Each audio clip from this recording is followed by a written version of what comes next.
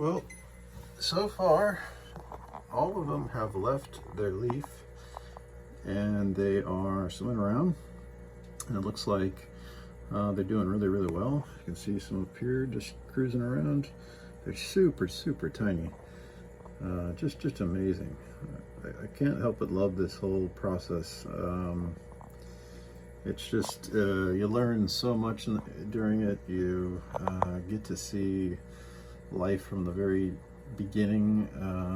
It's just it's fascinating, especially during this time when we're all trying to find things to do. I simply am not very good at watching television shows. I just I don't know, for some reason there are many that I do like. I just for the most part, I just like doing stuff and making stuff and experimenting with different things, and I don't mean like crazy drugs or anything like that, but I just like this kind of stuff. I think is fascinating, and so you know, there's a good chance that there will need to be some culling done on this, and by the erratic behavior. Now there is a bit of current that comes down where these two fish are at, so that more than likely explains the erratic swimming. But these look fairly normal in their swimming, so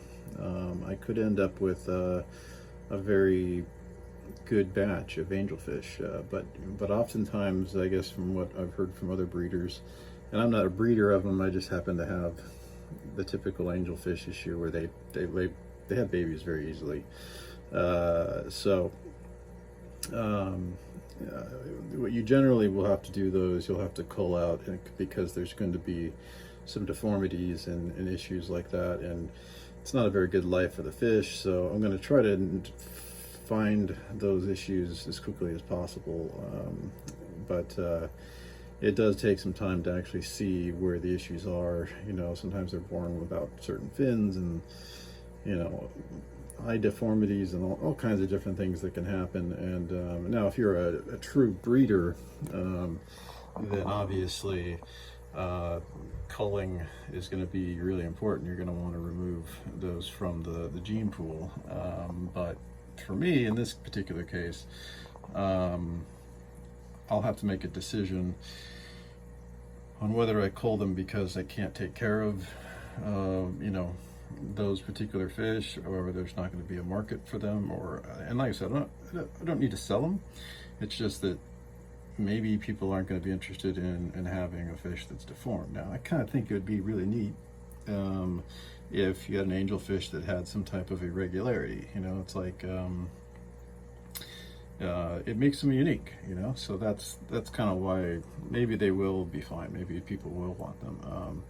But my thought is that I'll raise these up to the size that they need to be in order to give to people, or to give them or sell them to a pet store. I won't be selling them to any big box places, but nor would I think they would take them. But there are some smaller places that I buy fish at that I've talked to, and they said, yeah, they'd like to take them if I'd like to give them to them, or they'll buy them depending on the quality that I produce. So we'll see. But like I said, this is kind of an accident, but a happy accident, I guess you could say. I'm enjoying this whole process of raising them up. I'm going to be feeding them in probably maybe another day or two. Here's experiment number 2. I know it's blowtorch. Why does he have that here? I actually use the blowtorch when I print off 3D prints.